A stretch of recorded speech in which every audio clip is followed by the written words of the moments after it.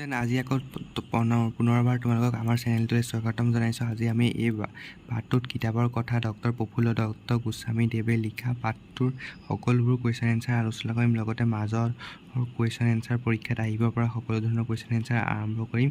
ইয়াত তোমালোকে সকলো পাই যাবা। আৰু আগতেই মই কোৱাৰ দৰে তোমালোকে এই পাঠটোৰ প্ৰথমে লেখকৰ পৰিস্থিতিটো পঢ়ি ল'বা। তেতিয়া লেখকৰ পৰিস্থিতিটো পঢ়িলে তোমালোকে সকলো এনচাৰ কৰিব পাৰিবা আৰু পাঠটোৰ পৰা 100% কমন পৰিব তোমালোকৰ। আৰু বাকী মই হাফ এলিকানে কমন লৈছোঁ, তোমালোকে চাই ল'ব পাৰা।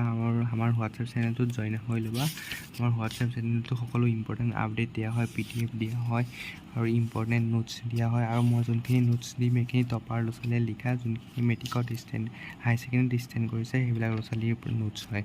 গতিকে তোমালোকে অকণো স্কিপ নকৰাকৈ ভিডিঅ'টো চাই থাকা আৰু আমাৰ হোৱাটছএপ চেনেলটোতো জইন হৈ ল'বা গুৰুত্বপূৰ্ণ আপডেট পাবলৈ আৰু টপাৰ নোটছ ফ্ৰীতে পাবলৈ আৰু 100% পাই পেলাই ৰেংক 1 হ'বলৈ। গতিকে তোমালোকে 100% পাই পেলাই যদি উৎসাহিত কৰিব বিচাৰে তোমালোকৰ পেৰেণ্টছক, তেতিয়াহ'লে আমাৰ চেনেলটো ছাবস্ক্ৰাইব কৰি ল'বা আৰু ভিডিঅ'টো লাইক এটা কৰি দিবা আৰু বন্ধু বান্ধৱীলৈ শ্বেয়াৰ কৰিবলৈ নাপাহৰিবা। আৰু তোমালোকে আমাৰ হোৱাটছএপ চেনেলটোত জইন হৈ ল'বা, লিংক পিন কমেণ্টত দিয়া আছে। নে বলাচোন অকণো দেৰি নকৰাকৈ আমি ইয়াৰ কুৱেশ্যন এনচাৰবিলাক আলোচনা কৰোঁ। প্ৰশ্নখিনি চাই লওঁ। চমু প্ৰশ্ন, প্ৰতিটোৰ প্ৰশ্নৰ মূল্যাংকন 1 নম্বৰ, মানে ইয়াত 1 নম্বৰকৈ আহে আৰু পৰীক্ষাত ইয়াৰ পৰা কুৱেশ্যন ডাইৰেক্ট কমন পৰে। গতিকে ইয়াৰ আগতো মই আৰু এটা ভিডিঅ' বনাইছিলোঁ ধনৰ ব্যৱহাৰ পাঠটো, সেই ভিডিঅ'টো যদি তোমালোকে চোৱা নাই চাই ল'বা, লিংক পিন কমেণ্টত আছে। আৰু হোৱাটছএপ চেনেলটো জইন হৈ ল'বা, লিংক পিন কমেণ্টতে আছে। গতিকে চাই লওঁ আহাচোন। ছপাখনা আৰু কাগজ আৱিষ্কাৰ কোন দেশৰ আৱিষ্কাৰ? গতিকে আমি চাই লওঁ। অতি চমু প্ৰশ্নোত্তৰ, ছপাখনা আৰু কাগজ আৱিষ্কাৰ কোন দেশৰ আৱিষ্কাৰ? চীন দেশৰ আৱিষ্কাৰ। গুৰুৰ স্থান আজিৰ যুগত কিহে কাঢ়ি লৈছে? উত্তৰ, গুৰুৰ স্থান আজিৰ যুগত কিতাপে কাঢ়ি লৈছে। 3 নম্বৰ, ইংৰাজ দাৰ্শনিক বেকনে কিতাপ অধ্যয়নৰ বিষয়ে কি দিহা দিছিল? উত্তৰ, ইংৰাজ দাৰ্শনিক বেকনে কিতাপ অধ্যয়নৰ বিষয়ে কৈছে এনেদৰে। এনেকৈ লিখিবা, তেতিয়া তোমালোকে 100% ফুল মাৰ্কছ পাবা। যে উদ্ধকমা কোটেশ্যন দি লিখিবা, কিছুমান কিতাপৰ সোৱাদ ল'ব লাগে, আন কিছুমান লাগে গিলিব আৰু অলপ সংখ্যক লাগে চুৱাব আৰু হজম কৰিব। বিদ্যাৰ অনুশীলন নহ'লে কি হয়? উত্তৰ, বিদ্যাৰ অনুশীলন নহ'লে মানুহৰ মন ভীৰুতা আৰু কুসংস্কাৰে আৱৰি ৰাখিছিল। আৰু এইখিনি নোটছ থাকিলে তোমালোকৰ বেলেগ আৰু নোটছ কিনিব নালাগে আৰু এইখিনি টপাৰ্ছ নোটছ হয়। কিতাপ আৰু কিতাপ অধ্যয়নৰ বিষয়ে বিদেশত প্ৰচলিত এটি যোজনা লিখে। ইয়াত সৰু যোজনাটো তোমালোকৰ কিতাপত থকা দিব পাৰা, কিন্তু এইটো যোজনা দিলে 100% ফুল মাৰ্কছ পাবা, কোনেও কাটিব নোৱাৰে। গতিকে উত্তৰটো কি হ'ব? কিতাপ আৰু কিতাপ অধ্যয়নৰ বিষয়ে বিদেশত প্ৰচলিত এটি যোজনা হ'ল কিতাপ মেলা মানেই লাভ, বিদ্বান লোকে চোৰাং কাম নকৰে, প্ৰথমবাৰ কিতাপ এখন হাতত লোৱা মানে নতুন বন্ধু এজনেৰে চিনাকি হোৱা, দ্বিতীয়বাৰ সেইখন কিতাপ হাতত লোৱা মানে পুৰণি বন্ধুক লগ পোৱা। যদিহে কোনোবাই অতীত আৰু বৰ্তমান জানিব খোজে তেনেহ'লে তেওঁ 5 গাড়ী কিতাপ পঢ়িব লাগে। প্ৰশ্ন উত্তৰলৈ আহিছোঁ। প্ৰতিটো প্ৰশ্নৰ মূল্যাংক 2 অথবা 3, ইয়াত 2-3কৈ আহে আৰু ইয়াত থকা কুৱেশ্যনেই কমন পৰে পৰীক্ষাত। গতিকে হেলেন কেলাৰৰ আত্মজীৱনীখনৰ কি কথাই মানুহক কিতাপ অধ্যয়নৰ বিষয়ে অনুপ্ৰাণিত কৰিছিল? এতিয়া আমি এইটো চাই লওঁ। হেলেন কেলাৰৰ আত্মজীৱনীখনত থকা কি কথাই মানুহক কিতাপ অধ্যয়নৰ বাবে অনুপ্ৰাণিত কৰিছিল? উত্তৰ, হেলেন কেলাৰে কেঁচুৱা দৃষ্টিশক্তি আৰু কেঁচুৱাতেই দৃষ্টিশক্তি আৰু শ্ৰৱণশক্তি হেৰুৱাইছিল। তেওঁ ক'লা মানুহৰ কাৰণে বিশেষকৈ সজাই কিতাপহে পঢ়িব পাৰে, অথচ এইগৰাকী মহিলাই সাহিত্যৰ প্ৰতি এনে প্ৰীতি প্ৰকাশ কৰিছে, এনেবোৰ কাৰণেই মানুহক কিতাপ পঢ়িবলৈ অনুপ্ৰেৰণা কৰিছিল। এইটো তোমালোকে লিখি ল'বা, তেন্তে 2 নম্বৰ পাবা। এইটো 2 নম্বৰে আহিব। আৰু বাকী বেলেগ ছাবজেক্টৰবিলাকো আমাৰ চেনেলতে আপলোড কৰা হয় আৰু ধনৰ ব্যৱহাৰ পাঠটো আপলোড কৰা আছে, তোমালোকে চাই ল'বা, পিন কমেণ্টত আছে। হোৱাটছএপ চেনেলটো জইন হৈ ল'বা, তাতে সকলো ইম্পৰ্টেণ্ট আপডেট ফ্ৰীতে পাবা। গতিকে আৰু সকলো ল'ৰা ছোৱালীক ক'বা তোমালোকে। আমি 2 নম্বৰটো আহোঁ। আনন্দৰাম ঢেকিয়াল ফুকনে বিদ্যা আৰু জ্ঞান সন্দৰ্ভত অসমীয়া মানুহক কোৱা কথাখিনি বিশ্লেষণ কৰা। এতিয়া আমি এইটো চাম। বিশিষ্ট প্ৰবন্ধকাৰ প্ৰফুল্ল দত্ত গোস্বামী দেৱে তেখেতৰ কিতাপৰ কথা নামৰ প্ৰবন্ধটিত কিতাপ অধ্যয়নৰ উপকাৰিতাৰ কথা ক'বলৈ গৈ আনন্দৰাম ঢেকিয়াল ফুকনে এই বিষয়ে অসমীয়া মানুহক কোৱা দুষাৰমান কথাৰ প্ৰসংগক্ৰমে উল্লেখ কৰিছে। পেকআপ চেঞ্জ কৰিবা, তেতিয়া 100% পাবা।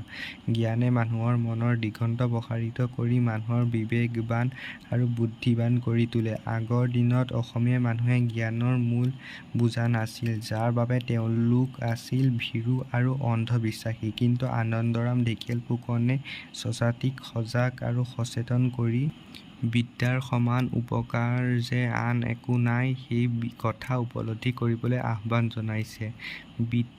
ব্ৰিটিছৰ সমকক্ষ হ'বলৈ হ'লে শিল্প আৰু কৃষিকৰ্মত গুৰুত্ব দিব লাগিব। মুখী আৰু সভ্য হ'বলৈও জ্ঞানৰ প্ৰয়োজন। সেয়েহে আনন্দৰাম ঢেকীয়াল ফুকনে স্বদেশীক জ্ঞান-বিদ্যা আৰ্জি আগুৱাই যাবলৈ কৈছে। আমি ৩ নম্বৰটো চাম, দেশ আৰু জাতিক গ্ৰন্থ অধ্যয়নে কেনেদৰে উপকৃত কৰে, প্ৰবন্ধটিৰ আধাৰত বিচাৰ কৰা। এতিয়া আমি ৩ নম্বৰটো চাওঁ, দেশ আৰু জাতিক গ্ৰন্থ অধ্যয়নে কেনেদৰে উপকৃত কৰে, প্ৰবন্ধটিৰ আধাৰত বিচাৰ কৰা। মই এতিয়া যোনখিনি কৈ আছোঁ তোমালোকে সেই গোটেইখিনি চাই গ'লে গোটেই লং কুৱেশ্যনখিনিয়ে গোটেই চেপ্টাৰটো কভাৰ হৈ যাব। তেন্তে তোমালোকে 100% পাবা। আৰু সেইকাৰণে আমাৰ চেনেলটো ছাবস্ক্ৰাইব কৰি লোৱা আৰু বন্ধু বান্ধৱীলৈ শ্বেয়াৰ কৰি দিবা। আৰু আমাৰ হোৱাটছএপ চেনেলটো জইন হ'বলৈ নাপাহৰিবা। লিংক পিন কমেণ্টত আছে। উত্তৰ, গ্ৰন্থ জ্ঞানৰ ভাণ্ডাৰ।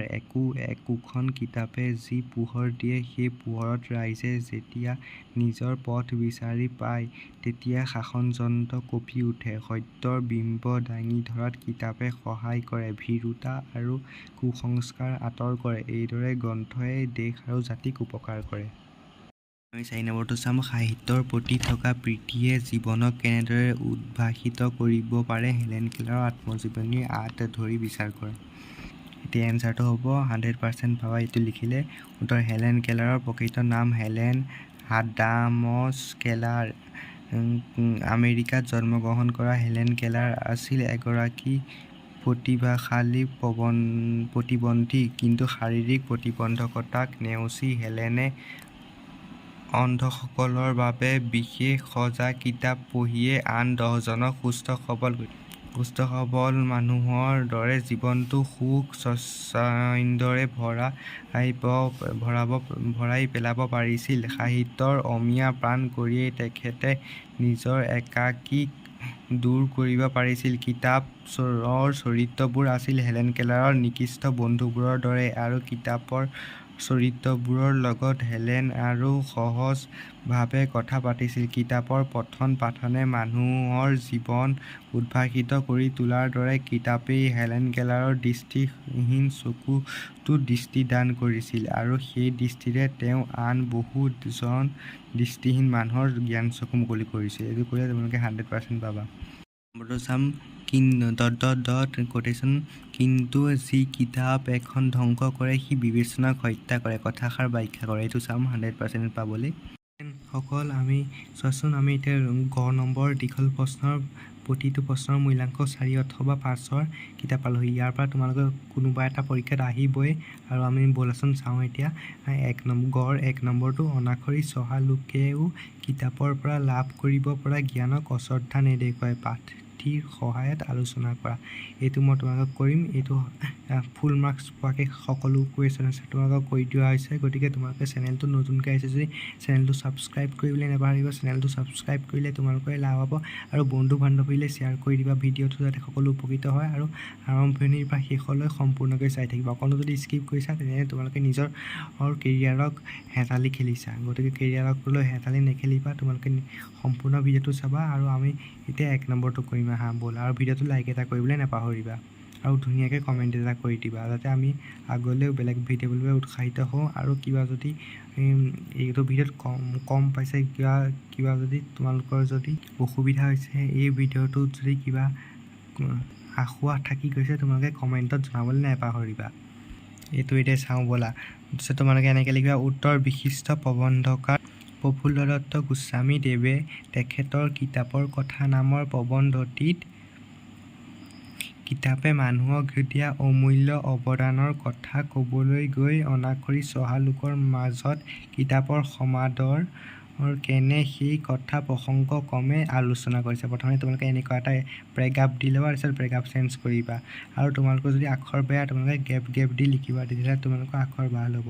আৰু ছেকেণ্ড পেৰেগ্ৰাফ চেঞ্জ কৰিবা, গ্ৰন্থ জ্ঞানৰ ভাণ্ডাৰ। অতীজৰে পৰা আজিলৈকে কিতাপেই মানুহক জ্ঞানৰ অমৃত পান কৰাই আহিছে, আৰু সেই অমৃত পান কৰিয়েই মানুহে যুগ যুগলৈ অমৰত্ব লাভ কৰিছে। পৃথিৱীত এতিয়ালৈকে যিমানবোৰ কিতাপ লিখা হৈছে, সকলোতে আছে অভিজ্ঞতা, বা জীৱনমুখী চিন্তা যি মানুহক ভবাই তোলে আৰু জীৱন-যাপন সহজ, শুদ্ধ আৰু পবিত্ৰ পথৰ নিৰ্দেশ কৰে। কিতাপৰ পৰা আৰ্জিত জ্ঞানেৰে চহকী হৈয়ে মানুহ এজন হৈ পৰে চিন্তাবিদ, দাৰ্শনিক অথবা বুদ্ধিজীৱী। এটা জাতিক সংকটকালত এইসকল লোকেই জাতিক বাট দেখুৱায় আৰু জাতিটোৰ বিশ্বাসী পোহৰ হৈ থাকে। পেৰাগ্ৰাফ চেঞ্জ কৰিবা। কিতাপ অধ্যয়নে আৰু কিতাপে আছে, কিতাপে নহয় হ'ব, কিতাপ অধ্যয়ন হ'ব। কিতাপ অধ্যয়নে বিবেচনা বঢ়ায় আৰু বুদ্ধি মুকলি কৰে। সংসাৰৰ জটিলতা বুজিবলৈ আৰু মনৰ শান্তিৰ কাৰণেও জ্ঞানৰ প্ৰয়োজন। এই জ্ঞানৰ অভাৱৰ বাবেই মানুহ চকু থাকিও অন্ধ। এনে অজ্ঞানতাৰ বাবেই মানুহ পদে পদে সন্মুখীন হৈ থাকে বিভিন্ন যন্ত্ৰণাৰ। অনাক্ষৰী চহা লোকৰ বাবে জীৱনৰ যন্ত্ৰণাবোৰ হৈ পৰে বোজা স্বৰূপ। জীৱনৰ জটিলতা বুজিব নোৱাৰি তেওঁলোকে যন্ত্ৰণা নিয়তিৰ বিধান বুলি মানি ল'বলৈ বাধ্য হয়। তেতিয়াই তেওঁলোক ওচৰ চাপে জ্ঞানীজনৰ। বাট বিচাৰে পোহৰৰ, উপায় বিচাৰে জীৱন যন্ত্ৰণা উপশমৰ। কিয়নো অনাক্ষৰী চহাজনে কিতাপৰ জ্ঞানক অশ্ৰদ্ধা নকৰে। তেওঁলোকে জানে যে কিতাপৰ বুকুতে আছে জীৱন যন্ত্ৰণা উপশমৰ যাদুদণ্ড। তাৰপিছত গ নম্বৰৰ আমি 2টো চাওঁ আহা। কিছুমান কিতাপৰ সোৱাদ ল'ব লাগে, আন কিছুমান লাগে গিলিব আৰু অলপ সংখ্যক লাগে চোবাব আৰু হজম কৰিব। এইটো আমি চাওঁ আৰু তোমালোকে ভিডিঅ'টো লাইক এটা কৰি দিবা। তো ষ্টুডেণ্ট আমি এতিয়া এই উত্তৰটো চাম যে কিছুমান কিতাপৰ সোৱাদ ল'ব লাগে, আন কিছুমান লাগে গিলিব আৰু 2 নম্বৰ আৰু অলপ সংখ্যক লাগে চোবাব আৰু হজম কৰিব। কথাখিনিৰ তাৎপৰ্য বিশ্লেষণ কৰা। গতিকে উত্তৰটো হ'ব আজিৰ যুগত বিভিন্ন ধৰণৰ কিতাপ ওলাইছে। বৰ্তমান সভ্যতাৰ বিভিন্ন আভাস এই কিতাপবোৰৰ পৰাই পোৱা যায়। পাঠ্যপুথি আৰু বোৱা কটা, ৰন্ধা-বঢ়া আদি কেনেকৈ কৰিব লাগে তাৰ সংকেত দিয়া কিতাপৰ পৰা সাধাৰণ উপন্যাস আৰু ভ্ৰমণ কাহিনীলৈ অলেখ কিতাপ পোৱা যায়। সময়ৰ লগে লগে তাৰে কিছুমান লোপ পায়, কিছুমান বাচে আৰু মানৱ জাতিৰ সম্পত্তি হৈ পৰে। ইয়াৰ আটাইবোৰ পঢ়া সম্ভৱ নহয়, পঢ়িবৰ দৰকাৰো নহয়। সেইকাৰণে ইংৰাজ দাৰ্শনিক বেকনে এইদৰে দিহা দিছে কিছুমান কিতাপৰ সোৱাদ ল'ব লাগে, আন কিছুমান লাগে গিলিব আৰু অলপ সংখ্যক লাগে চোবাব আৰু হজম কৰিব। আমাৰ বহুতখিনি কুৱেশ্যন হৈ গৈছে। এতিয়া 3 নম্বৰ আমি গড়টো চাম। 3 নম্বৰ গড়টো চোৱাচোন কি আছে। হে মোৰ অসমীয়া মিত্ৰসকল, বিদ্যা যেনেকৈ ইহকালত উপকাৰ আৰু একো তেনে নহয়, কথাষাৰৰ যুক্তিযুক্ততা বিচাৰ কৰা। এইটো আমি চাওঁ ব'লাচোন। তো ষ্টুডেণ্ট আমি এতিয়া এই উত্তৰটো চাম যে 3 নম্বৰ কি আছে। হে মোৰ অসমীয়া মিত্ৰসকল, বিদ্যা যেনেকৈ ইহকালত উপকাৰক আন একো তেনে নহয়, কথাষাৰৰ যুক্তিযুক্ততা বিচাৰ কৰা। গতিকে আমি উত্তৰটো চাওঁ আৰু তোমালোকে আজি যিটো লিখিলে ফুল নম্বৰ পাবা আৰু শিক্ষকসকলেও তোমালোকৰ শলাগলৈ বাধ্য হ'ব। গতিকে আমাৰ ভিডিঅ'টো লাইক এটা কৰি দিবা। আমি তোমালোকক কিমান উপকাৰ কৰিছোঁ আৰু ফ্ৰীতে কৰিছোঁ সকলো বিনামূলীয়াকৈ, আৰু লগৰ বন্ধু বান্ধৱীলৈও শ্বেয়াৰ কৰি দিবা আৰু আমাৰ চেনেলটো ছাবস্ক্ৰাইব কৰি দিবা আৰু ভিডিঅ'টো লাইক এটা কৰি দিবা। গতিকে হোৱাটছএপ চেনেলটো জইন হ'বলৈ নাপাহৰিবা। হোৱাটছএপ চেনেলটো জইন হ'লে তোমালোকে লাভ হ'ব। ইয়াত সকলো PDF দিয়া হয়, ইম্পৰ্টেণ্ট ষ্টপাৰ্ছ নোট দিয়া হয়, গাইড দিয়া হয়, চেম্পুল কুৱেশ্যন পেপাৰ দিয়া হয়, সকলো দিয়া হয়। লিংক পিন কমেণ্টত আছে। গতিকে উত্তৰটো চাওঁ। পূৰ্বতে আমাৰ দেশত আজিৰ দৰে বিদ্যাৰ অনুশীলন নাছিল। সেই হেতুকে মানুহৰ মন ভয় আৰু কুসংস্কাৰে আৱৰি ৰাখিছিল। বিদ্যা আৰু জ্ঞানেই যে উন্নতিৰ মূল, সেই কথা সাধাৰণ ৰাইজে জনা নাছিল। দেশবাসীৰ এই অজ্ঞান এন্ধাৰ লক্ষ্য কৰি আনন্দৰাম ঢেকীয়াল ফুকনে এইদৰে মন্তব্য কৰিছিল। হে মোৰ অসমীয়া মিত্ৰসকল, বিদ্যা যেনেকৈ ইহকালত উপকাৰক আন একো তেনে নহয়। যদি সভ্য সুখী হ'ব খোজা তেন্তে কৃষি আৰু শিল্প, ইয়াত বানান কিয়া তোমালোকে লাগিব পাৰে ভুল আছে, কিন্তু কিতাপতে এনেকৈ আছে। কিন্তু তোমালোকে যদিও পাৰা তেতিয়া শুদ্ধ বানানকৈ লিখিবা কৃষি, মূৰ্ধন্য ষ হুঁচৰিকাই সি, শিল্প তলবিয়া ষ হুঁচৰিকাই সি, কৰ্ম কৃষি তেন্তে কৃষি আৰু যদি সভ্য আৰু সুখী হ'ব খোজা তেন্তে কৃষি আৰু শিল্প কৰ্মত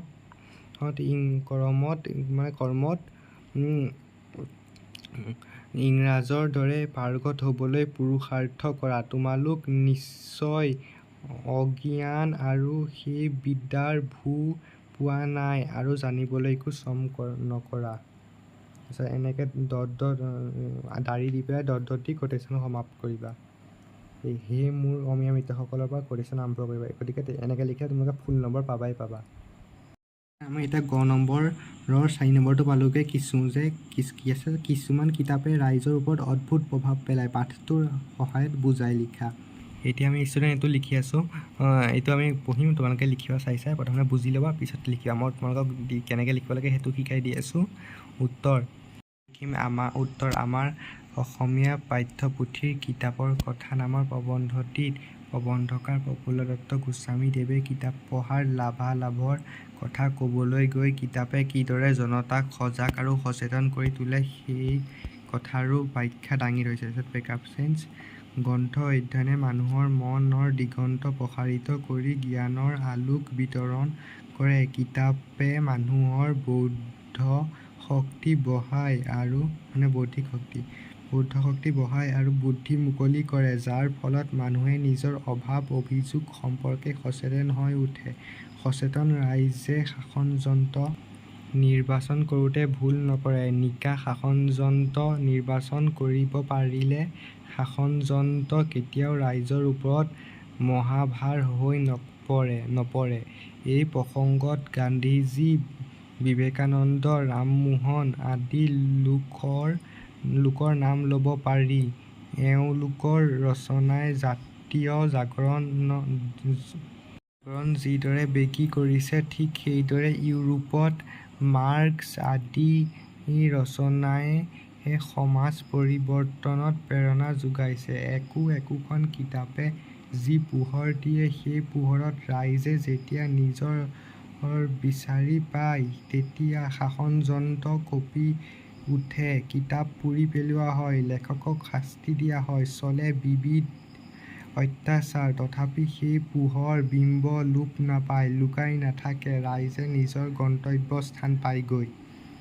আমি এতিয়া দীঘল প্ৰশ্ন গ নম্বৰৰ 5 নম্বৰটো চাম। সাহিত্য সৌৰভৰ যে 5 নম্বৰটো কি আছে, 5 নম্বৰটো আছে যে আজি যন্ত্ৰৰ যুগত গুৰুৰ স্থান সৰহখিনি কিতাপে কাঢ়ি লৈছে। এতিয়া কিতাপেই গুৰু, কথাখিনি পাঠটিৰ সহায়ত আলোচনা কৰা। গতিকে এইটো ফুল নম্বৰ পোৱা জোখাৰে আমি চাওঁ ব'লা। তো ষ্টুডেণ্ট আমি এতিয়া চাওঁ যে 5 নম্বৰটো উত্তৰ, আজিৰ যন্ত্ৰৰ যুগত গুৰুৰ স্থান সৰহখিনি কিতাপে কাঢ়ি লৈছে। এতিয়া কিতাপেই গুৰু, কথাখিনি পাঠটিৰ সহায়ত আলোচনা কৰা। তেন্তে ব'লাচোন উত্তৰটো আমি চাওঁ। আৰু ভিডিঅ'টো লাইক কৰা নাই যদি লাইক কৰি দিয়া, আৰু চেনেলটো ছাবস্ক্ৰাইব কৰিলে আৰু বন্ধু বান্ধৱীলৈ শ্বেয়াৰ কৰিবলৈ নাপাহৰিবা, আৰু আমাৰ হোৱাটছএপ চেনেলটো ফ'ল' কৰি ল'বা। গতিকে উত্তৰটো চাওঁ। আগৰ দিনত গুৰু গৃহত থাকি ছাত্ৰই জ্ঞান লাভ কৰিছিল। এইটো যেনেকৈ লিখা একজেক্ট লিখিলে ফুল নম্বৰ পাবা।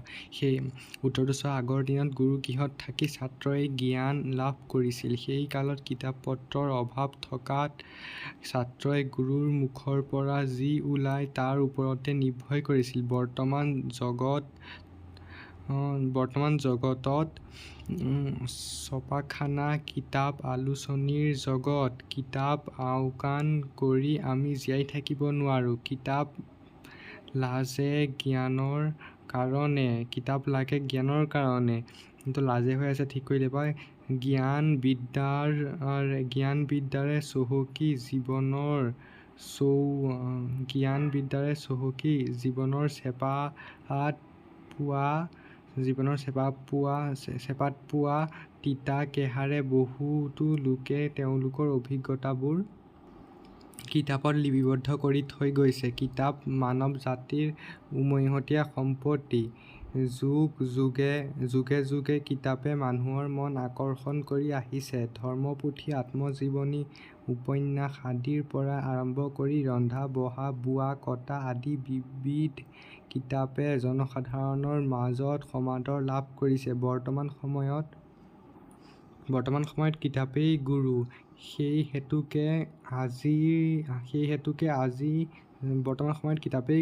হেতুকে আজি যন্ত্ৰৰ যুগত গুৰুৰ স্থান সৰহখিনি কিতাপে কাঢ়ি লৈছে।